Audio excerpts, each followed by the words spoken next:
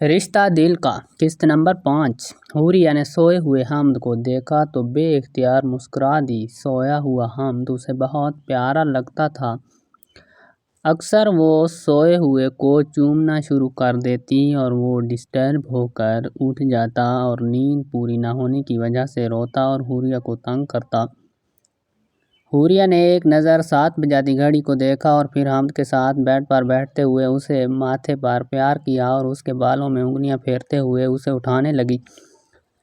हामिद उठ जाओ, सुबह हो गई है। और गुड बॉयज सुबह सवेरे उठ जाते हैं। मामा सोने दे, नींदू आ रही है। अगर आप सोते रहोगे तो स्कूल कैसे जाओगे? हुरिया ने हामिद को गुदगुदाते हुए पूछा। मुझे स्कूल नहीं जाना, स्कूल गंदा है, हामिद ने हुरिया के हाथ हटाते हुए कहा। मामा तंग न करें, सोने दें। अच्छा ठीक है, आप सो जाओ, बस मुझे ये बता दो कि मामा का बेबी कौन है? मैं सोते हुए जवाब आया। मामा का सोना कौन है? हामिद। मामा की जान कौन है? मैं हूँ मामा, आपकी जान, हामिद ने आंखें खोलकर हंसते हुए कहा। अच्छा अब लास्ट क्वेश्चन, मामा का सुपर हीरो कौन है? मैं हूँ आपका सुपर हीरो, हामिद ने बैठकर अपने मसल्स दिखाते हुए कहा। नहीं तो हामिद तो सुपर हीरो नहीं है। क्यों मामा, मैं सुपर हीरो क्यों नहीं हूँ? वो इसलिए मेरी जान कि आपको तो स्कूल जाना अच्छा नहीं लगता और सुपर हीरो तो रोज़ स्कूल जाते हैं और ढेर सारा पढ़ते हैं, तो फिर आप सुपर हीरो कैसे हुए? हुरिया ने हामिद को अपनी गोद में बिठाते हुए कहा। मामा मैं स्कूल जाऊंगा और ढेर सारा पढ़ूंगा, अब तो मैं सुपर हीरो हूँ ना?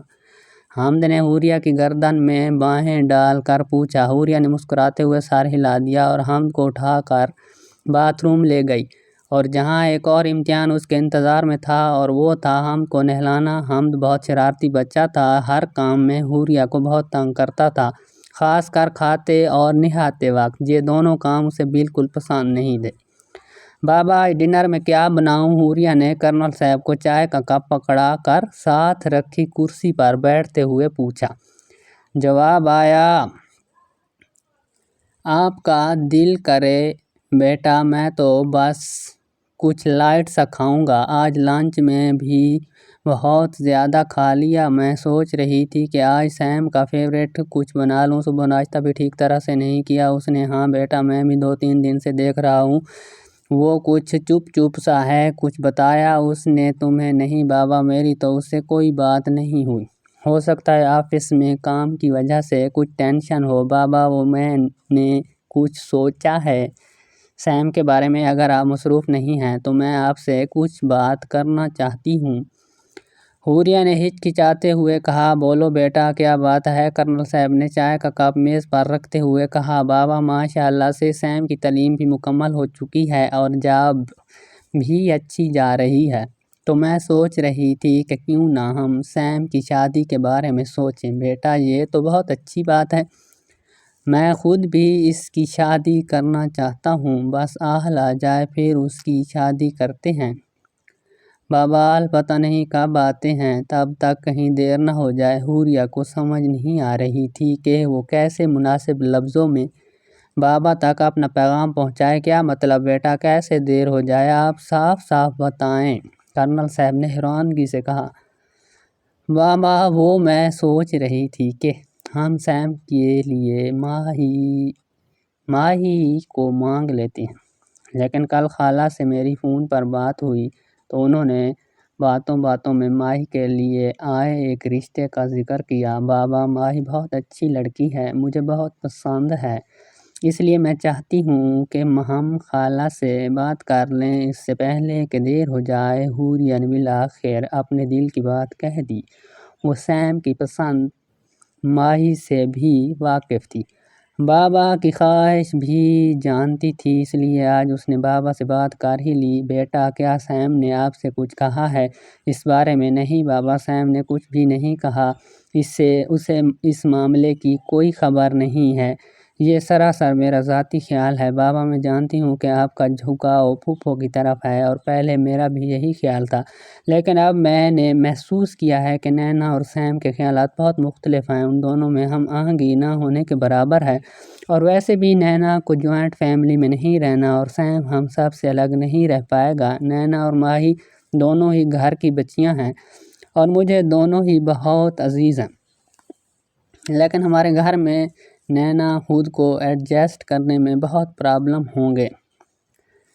نینا کے بہت سارے کزنز ہیں، اس کے چاچو کی فیملی کا مجھے ارادہ لگتا ہے نینا کے لیے، لیکن ماہی کے جوڑ کا سیم کے علاوہ کوئی کزن نہیں، اور میں نہیں چاہتی اتنی اچھی لڑکی کہیں باہر جائے، پتہ نہیں کیسے لوگ ہوں گے۔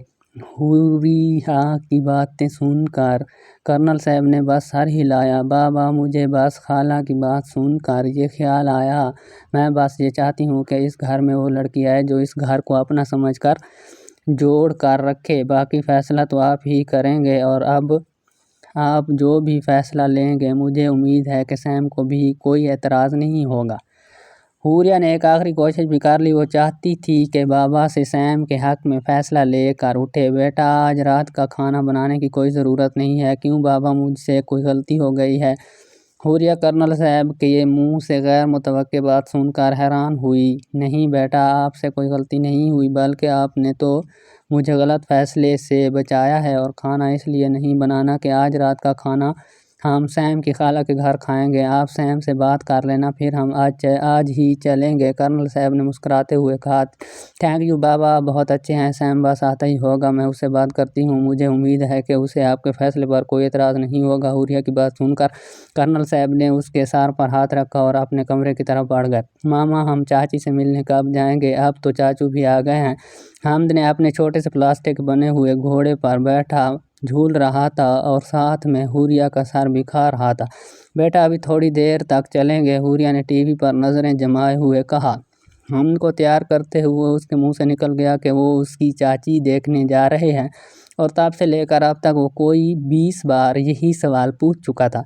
حوریہ حامد کو یہ سب بتا کر اب بہت پچھتا رہی تھی۔ ماما جلدی چلیں نا، مجھے اپنی چاچی دیکھنی ہے۔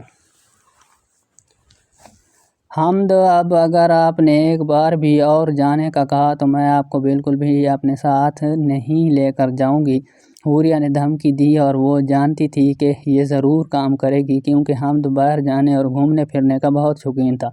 اچھا ٹھیک ہے، میں نہیں بولوں گا، لیکن آپ نے مجھے لے کر جانا ہے، مجھے اپنی چاچی دیکھوں گا، ٹھیک ہے، اب آپ چپ کر کے ٹی وی دیکھو۔ ماما آپ نے بینگلز کیوں اتار دی ہیں؟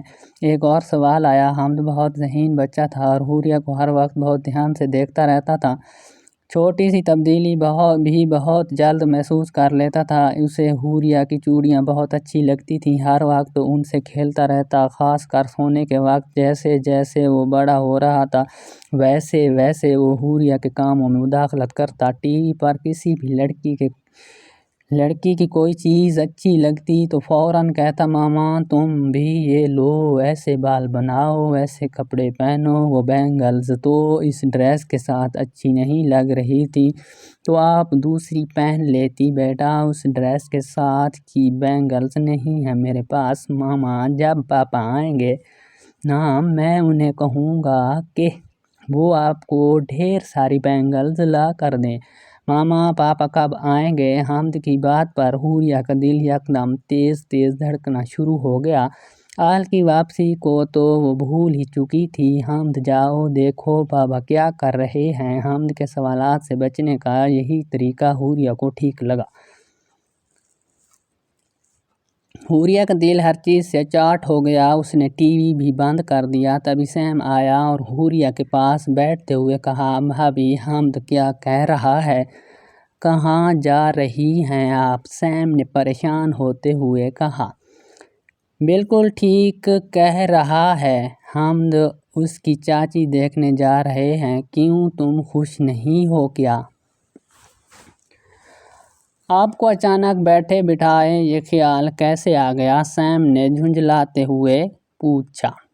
بیٹھے بٹھائے نہیں آیا، کل میری ثریا خالہ سے بات ہوئی تھی اور انہوں نے کہا کہ ماہی کا رشتہ آیا ہے اور بہت جلد وہ اس کی شادی کر دیں گی، تو بس تبھی مجھے بھی خیال آ گیا کہ سیم تو ماہی سے بھی بڑا ہے اور برسرِ روزگار ہوتے ہوئے بھی ابھی تک کنوارا گھوم رہا ہے، تو بس میں نے بابا سے کہا کہ مجھے میرے ہینڈسم سے بھائی کے لیے دلہن لانی ہے۔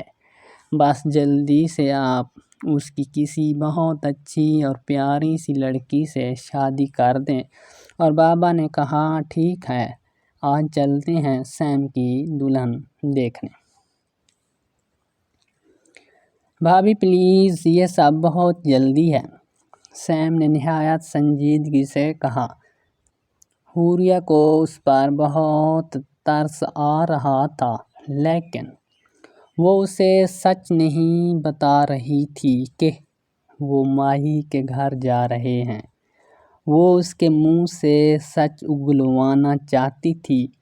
نہیں میرے پیارے بھائی، اب ہم مزید نہیں رک سکتے، کہیں دیر نہ ہو جائے، ورنہ اچھی لڑکیوں کے رشتے ہاتھ سے نکل جاتے ہیں۔ جو دیر ہونی تھی وہ تو ہو چکی، سیم نے ہارتے ہوئے لہجے میں کہا۔ جب سے اسے ماہی کے رشتے کا پتہ چلا تھا وہ کافی چپ ہو گیا تھا۔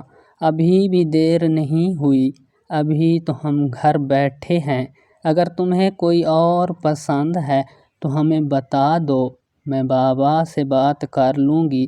دیر ہو چکی ہے بھابھی، میں جس کو لائک کرتا تھا اس کا رشتہ ہو رہا ہے، سیم نے اپنے دل کا بوجھ ہلکا کرتے ہوئے کہا۔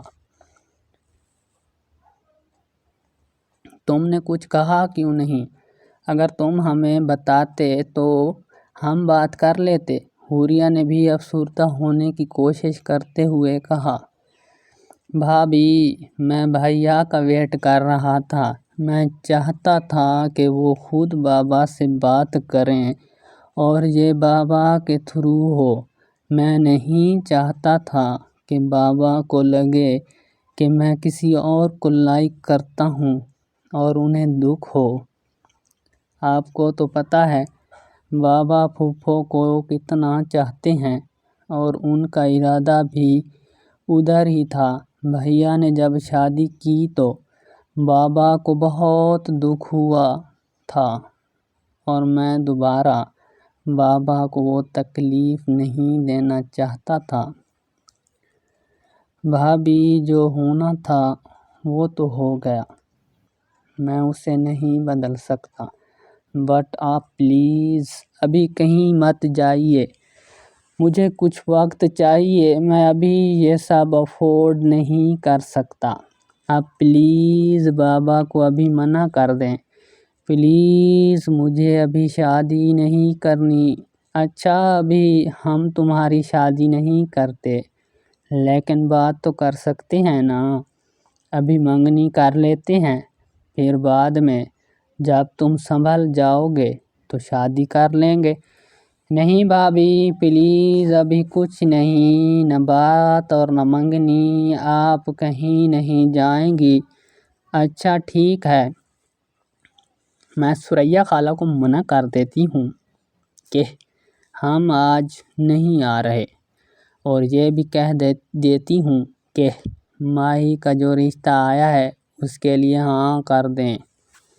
ہمارا لڑکا تو راضی نہیں ہو رہا، بیچاری ماہی اتنی اچھی لڑکی ہے، پر تمہیں کیا، تمہیں تو کوئی اور پسند ہے، حوریہ نے سیم کی حالت پر ترس کھاتے ہوئے کہا۔ سیم تو اس کے منہ سے ماہی کا لفظ سن کر ہی حیران ہو گیا۔ بھابھی، کیا کہا آپ نے؟ ماہی؟ آپ ماہی کی بات کر رہی ہیں؟ آپ ماہی کی طرف جا رہی ہیں؟ سیم نے بے یقینی اور قدرے بے قراری سے پوچھا۔ جا رہی تھی، لیکن اب نہیں جا رہی، تم نے منع جو کر دیا۔ ذرا مجھے ماہی کا نمبر تو دو، ملا دینا، میں اسے بات کرتی ہوں اور اسے بتا دیتی ہوں کہ ہم نہیں آ رہے۔ بابا کو بھی تمہارا فیصلہ سنانا ہے۔ کتنے خوش تھے کیونکہ ماہی ان کی بہو بنے گی، لیکن اب خیر تم فکر نہ کرو، میں سب سنبھال لوں گی۔ نہیں بھابھی، آپ کو کسی کو کچھ بتانے کی ضرورت نہیں ہے، مجھے کوئی اعتراض نہیں ہے، آپ جائیں۔ پر وہ لڑکی ماہی ہی وہ لڑکی ہے بھابھی، سیم نے حوریہ کی بات کاٹتے ہوئے جلدی سے کہا، اور حوریہ کھلکھلا کر ہنس دی۔ حوریہ کو ہنستے دیکھ کر سیم کو اندازہ ہو گیا کہ وہ اتنی دیر سے اس کا مذاق اڑا رہی تھی۔ آپ سب جانتی تھی، پھر بھی مجھے بیوقوف بنایا، اتنی دیر سے مجھے تنگ کر رہی تھی، بتایا کیوں نہیں؟ مجھے سیم نے مصنوعی غصے سے کہا۔ تھوڑی دیر پہلے والی افسردگی بالکل غائب تھی۔ ہاں مجھے سب پتا تھا، میں بس انتظار کر رہی تھی کہ کب تم اپنے منہ سے آ کر مجھے بتاتے ہو، لیکن تم نے تو کچھ نہ کہنے کی قسم کھا رکھی تھی، اور ماہی نے تو ویسے ہی نہیں بولنا تھا، تو جو کرنا تھا مجھے ہی کرنا تھا، آخر میرے بھائی کی خوشی کا سوال تھا۔ بس جب مجھے خالہ سے ماہی کے لیے آنے والے رشتے کا پتہ چلا تو میں نے انہیں لڑکے والوں کو ہاں کہنے سے روک دیا، منع کر دیا، اور بابا سے بات کی اور انہیں ماہی کے لیے راضی کیا۔ حوریہ نے سیم کے بال بگاڑتے ہوئے کہا، اور سیم نے کہا، او بھابھی، you are the great, I love you, you are the best بھابھی آف دا ورلڈ۔ بھابھی، آئی مین، آپ کو یہ سب کیسے پتہ چلا؟ آئی مین میرے اور ماہی کے بارے میں کیا تمہیں اندھی نظر آتی ہوں؟ مجھے سب نظر آتا ہے، اور سمجھ بھی۔ وہ کہتے ہیں نا کہ عشق اور مشق چھپائے نہیں چھپتے، اور ادھر تو میرے اتنے پیارے بھائی کی تھی کہ کیسے نہ پتہ چلتا؟ یہ تم ہر وقت مجھے کہتے رہتے ہو خالہ کے گھر لے چلوں آپ کو، اور وہاں جا کر جو تم ماہی کو تاڑتے ہو نا، وہ سب کو نظر آتا ہے۔ بھابھی آپ بھی نہ بس کیا، میں بھی بس شکل دیکھی تھی اپنی اتنی سی نکل آئی تھی، کتنے پریشان تھے تم۔ بھابھی مجھے نہیں کرنی شادی، جو ہو گیا میں اسے بدل نہیں سکتا۔ شکر کرو وقت سے پہلے مجھے یہ سب پتہ چل گیا، ورنہ تم تو خود کو اور ہم سب کو ماہی کی شادی کے لڈو کھلانے والے تھے۔ حوریہ نے سیم کو چڑھاتے ہوئے کہا۔ تھینکس اگین بھابھی، خالی تھینکس سے کام نہیں چلے گا، مجھے اور میرے بیٹے کو ٹریٹ دینی ہوگی، بیچارہ کب سے چاچی چاچی کر رہا ہے۔ اچھا، میں بابا کو جانے کے لیے کہتی ہوں، اور تمہارا فیوریٹ ڈنر بھی بنا دیا ہے، گرم کر کے کھا لینا۔ اوکے بھابھی۔ حوریہ حمد اور کرنل صاحب کے جانے کے بعد سیم نے کھانا گرم کیا، تبھی ڈور بیل بجی۔ سیم نے جیسے ہی دروازہ کھولا، اس کے منہ سے زوردار چیخ نکل گئی۔